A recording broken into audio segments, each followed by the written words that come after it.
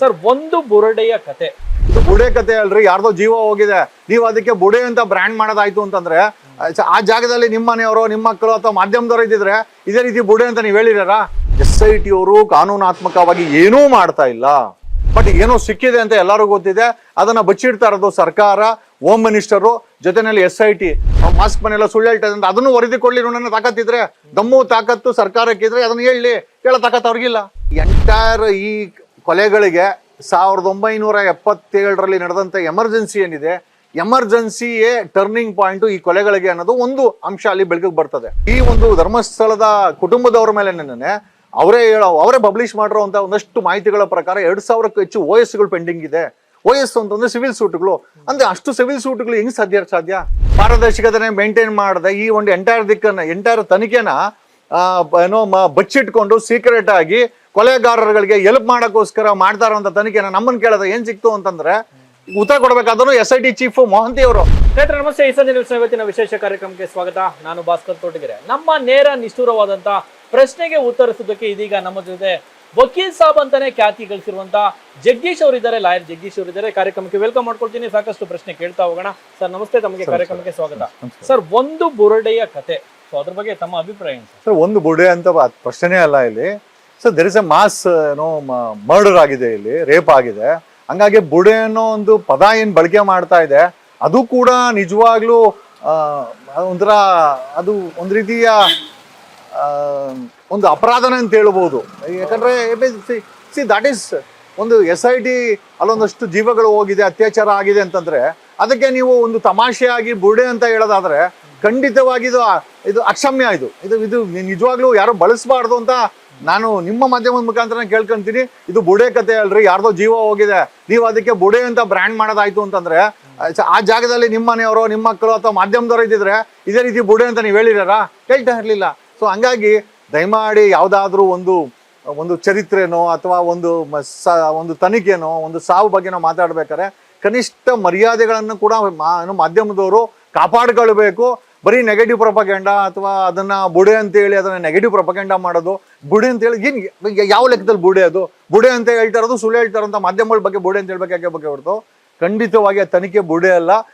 ಅದನ್ನ ಬುಡೆ ಅಂತ ಹೇಳ್ತಾರೋದು ಬುಡೆ ಅಂತ ನಾನು ಹೇಳಕ್ ಇಷ್ಟಪಡ್ತೀನಿ ಸರ್. ಈಗ SIT ಅವರು ಮಾಸ್ಕ್ ಮ್ಯಾನ್ ನ ಕರ್ಕೊಂಡೋಗಿ ಅಲ್ಲಿ ತಲಾಶ್ ಮಾಡ್ತಾರೆ, ಆದ್ರೂ ಕೂಡ ಆತ ಅದಕ್ಕೆ ಮುಂಚೆ ಬಿಫೋರ್ ಹೇಳಿರ್ತಾನೆ 100 ಇದೆ, 1000 ಇದೆ ಇಲ್ಲಿ ಊತಿಟ್ಟಿದ್ದೀನಿ ಅಂತ ಹೇಳಿ.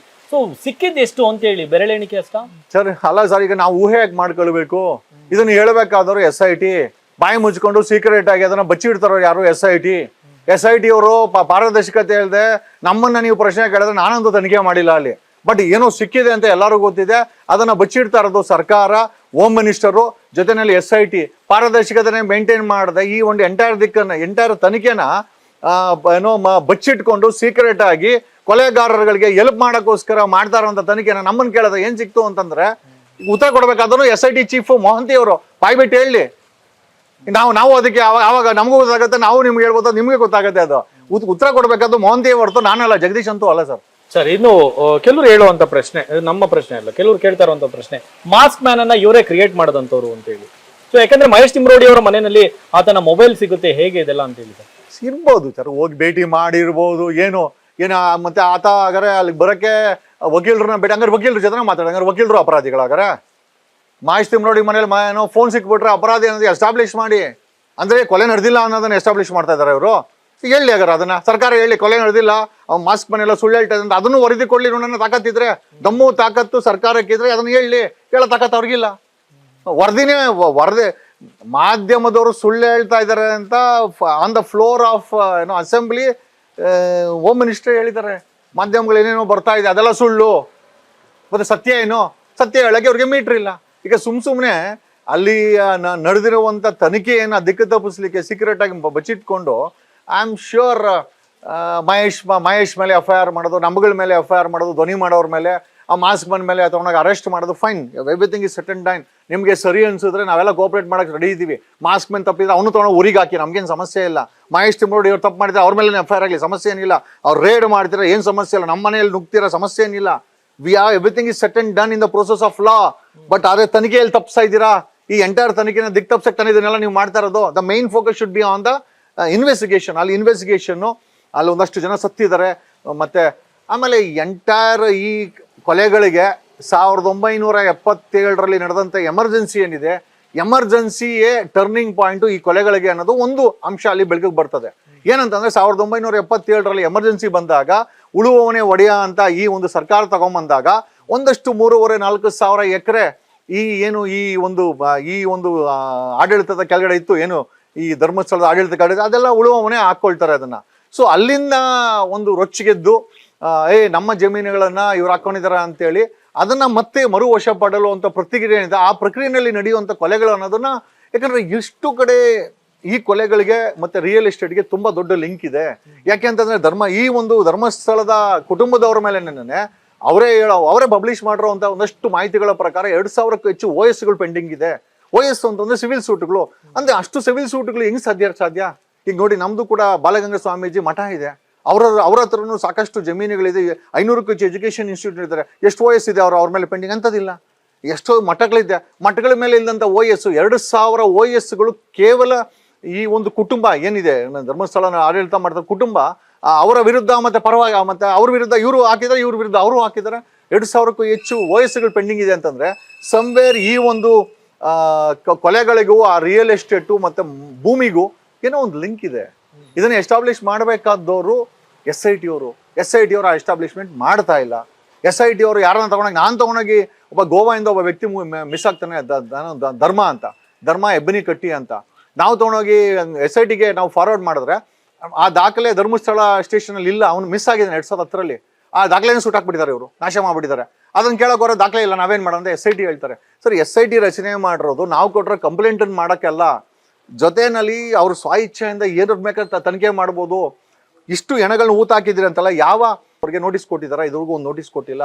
ಇದು ಊದಿರೋದೆಲ್ಲ ಕಾಡಲ್ಲಿ ಫಾರೆಸ್ಟ್ ರೇಂಜ್ ಆಫೀಸರ್ಗೆ ಸಂಬಂಧಪಟ್ಟಂತ ರೇಂಜ್ ಆಫೀಸರ್ಗಳಿಗೆ ನೋಟಿಸ್ ಕೊಟ್ಟಿದಾರ, ಈ ತರದ್ದು ಏನ್ ನಡೆದಿದೆ ಎತ್ಕೊಂಬನ್ನಿ ಅಂತ. ಪಂಚಾಯತಿಯವ್ರಿಗೆ ಸ್ವತಃ ಹೇಳ್ಕೊಂತ ಇದ್ರ, ಅಲ್ಲಿ ನಡೆದಂತವ್ರು ನಾವು ಊತಿದ್ದೀವಿ ಅಂತ. ಪಂಚಾಯತಿಯವರು ಕಾಡಲ್ಲಿ ಹೆಂಗ್ ಊತರು ಅಂತ ಅವ್ರಿಗೆ ನೋಟಿಸ್ ಕೊಟ್ಟಿದಾರ. SIT ಅವರು ಕಾನೂನಾತ್ಮಕವಾಗಿ ಏನೂ ಮಾಡ್ತಾ ಇಲ್ಲ. ಆಮೇಲೆ ಒಂದು ಪೋಕ್ಲೇನು ಮತ್ತೆ JCBಗೆ ಹೆಚ್ಚು ಕಮ್ಮಿ 12 ಅಡಿ ಜಾಗ ಬೇಕಾಗುತ್ತೆ. 12 ಅಡಿ ಜಾಗನ ಅಲ್ಲಿ ಪ್ರಿಸ್ಯೂಮಿಂಗ್ ಅಲ್ಲೊಂದು 7-8 ಪಳವಳಿಕೆಗಳು ಆ ಜಾಗದಲ್ಲಿ ಉಣಿದ್ರೆ, ಆ ಜಾಗದಲ್ಲಿ ತಗೊಂಡು JCB ನಿಲ್ಸ್ಕೊಂಡ್ರೆ ಪಳವಳಿಕೆಗಳು ಕೆಳಗಡೆ ಇರೋ ಭಸ್ಮ ಆಗಲ್ವಾ? ಸರಿ, ಒಬ್ಬ SIT ರಚನೆ ಮಾಡಕ್ಕೆ SIT ರಚನೆ ಇಟ್ ಸೆಲ್ಫ್ ಅದರಲ್ಲಿ ಫಾಲ್ಟ್ ಇದೆ. ಅಲ್ಲಿ SIT ರಚನೆ ಮಾಡ್ಬೇಕಾದ್ರೆ ಆರ್ಕಿಯಾಲಜಿಸ್ಟು, ಆಮೇಲೆ DNA ಎಕ್ಸ್ಪರ್ಟ್ಗಳು, ಮತ್ತೆ ಈ ಒಂದು ಫಾರೆನ್ಸಿಕ್ ಎಕ್ಸ್ಪರ್ಟ್ ಓದಿರುವಂತ, ಸೈಂಟಿಫಿಕ್ ಓದಿರುವಂತ IPS ಆಫೀಸರ್ಗಳು, ಅಥವಾ ಇಲ್ಲ ಅಂದ್ರೆ ಔಟ್ಸೋರ್ಸ್ ಮಾಡಿಕೊಂಡು ಆ ತನಿಖೆ ಆ ಒಂದು ಟೀಮಲ್ಲಿ ಸರ್ಕಾರ ಮತ್ತೆ ಚೀಫ್ ಸೆಕ್ರೆಟರಿ ಹಾಕ್ಬೇಕಾಗಿತ್ತು, ಹಾಕಿಲ್ಲ. ಒಬ್ಬ ಅನುಚೇತು ಮೆಕ್ಯಾನಿಕಲ್ ಇಂಜಿನಿಯರಿಂಗ್ ಓದಿದ್ದಾನೆ, ಆ ಇಂಜಿನಿಯರಿಂಗ್ ಓದಿರುವಂತ ಎಕ್ಸ್ಪರ್ಟ್ IPS ಆಫೀಸರ್ ಅಲ್ಲಿ ಹೋಗಿ 30 ವರ್ಷ ಪಳವಳಿಕೆಗಳನ್ನ ಅದ್ರಲ್ಲಿ ಏನ್ ಎಕ್ಸ್ಪರ್ಟೈಸ್ ತೋರ್ಸಕ್ಕಾಗತ್ತೆ ಒಬ್ಬ ಅನುಚೇತ್ ಕೈಯಲ್ಲಿ? ಮೊಹಂತಿ ಅವರ ಬ್ಯಾಕ್ ಗ್ರೌಂಡ್ ಇನ್ಫಾರ್ಮೇಶನ್ ಟೆಕ್ನಾಲಜಿನಲ್ಲಿ ಏನೋ ಎಕ್ಸ್ಪರ್ಟೈಸ್ ಏನೋ ಮಾಡಿದ್ದಾರೆ. ಸರ್, ಇನ್ಫಾರ್ಮೇಶನ್ ಟೆಕ್ನಾಲಜಿ ಜೊತೆಲಿ ಇಟ್ಕೊಂಡು ಅಲ್ಲಿ 30 ವರ್ಷ ಹಳೆಯ ಪಳವಳಿಕೆಗಳಿಗೆ ಏನು ಎಕ್ಸ್ಪರ್ಟೈಸ್ ಮೊಹಂತಿ ಅವ್ರು ಕೊಡೋಕ್ಕಾಗತ್ತೆ? Sir, the selection itself or formation of SIT with uncredential members itself is a bogus. ಒಂದು ರೀತಿಯಲ್ಲಿ ಕಾಟಾಚಾರಕ್ಕೆ ಮಾಡಿದ್ದಾರೆ ಚೀಫ್ ಸೆಕ್ರೆಟರಿ ಮತ್ತೆ ಹೋಮ್ ಸೆಕ್ರೆಟರಿ. ಯಾರು ಜವಾಬ್ದಾರಿ ನಿಂತ್ಕೊಂತಾರೆ ಇದಕ್ಕೆ? ಆಮೇಲೆ ಈ ಒಂದು ಕಮಿಟಿ ಫಾರ್ಮ್ ಮಾಡ್ಬೇಕಾದ್ರೆ, SIT ಮಾಡ್ಬೇಕಾದ್ರೆ ಎಷ್ಟು ಮೀಟಿಂಗ್ ಕಂಡಕ್ಟ್ ಮಾಡಿದ್ದಾರೆ? Chief secretary, home secretary, DGP ಎಕ್ಸ್ಪರ್ಟೈಸ್ಗೆ ಹುಡುಕ್ಲಿಕ್ಕೆ ಏನೇನು ಪ್ರಯತ್ನ ಮಾಡಿದ್ದಾರೆ? ಮಾಡೇ ಇಲ್ಲ. ಸುಮ್ಮನೆ ರಾತ್ರಿ CM ಹೇಳಿದ್ರು, ಓವರಲ್ ಆಗಿ ಒಂದು SIT ಮಾಡಿದ್ರು, ಬಿಸಾಕಿದ್ರು, ಅದನ್ನ ಪಬ್ಲಿಷ್ ಮಾಡಿದ್ರು, ಜೀವ ಮಾಡಿದ್ರು, ಮುಗೀತು.